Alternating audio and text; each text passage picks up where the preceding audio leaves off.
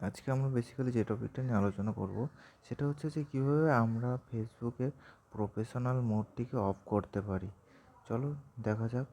First ফেসবুকটিকে open করে নেবে, করে নেওয়ার পর সেকেন্ড এখানে প্রোফাইল আইকনে ক্লিক করবে। প্রোফাইল আইকনে ক্লিক করার পর এখানে থ্রি ডটে ক্লিক করবে, করার পর then turn off professional mode এই অপশানটিতে ক্লিক করবে। করার পরে নেক্সট পেজে চলে আসবে, এখানে দেখতে পাচ্ছ কন্টিনিউ, এই কন্টিনিউতে ক্লিক করবে।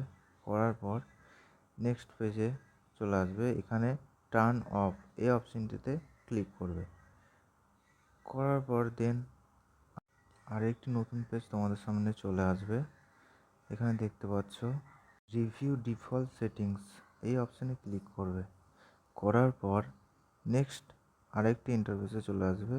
এটা করতে পারো, নাহলে ক্লোজ করে বেরিয়ে যেতে পারো, এটা তোমাদের ইচ্ছে।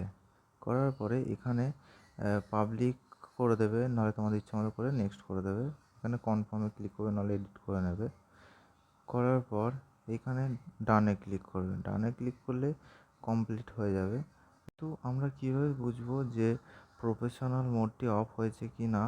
সেক্ষেত্রে আমাদেরকে ওপরে ডান দিকে থ্রি ডট অপশানে ক্লিক করবে। করার পর দেন ভিউ অ্যাজ এই অপশানটিতে ক্লিক করলেই প্রোফাইলটা শো করবে। প্রোফাইলে দেখতে পাচ্ছ পুরো প্রফেশনাল মোডটি আর দেখাচ্ছে না, বন্ধ হয়ে গেছে। Thank you everyone. ভিডিওটি ভালো লাগলে লাইক, শেয়ার, সাবস্ক্রাইব করে দিতে ভুলো না পরবর্তী ভিডিওর জন্যে। Bye bye everyone.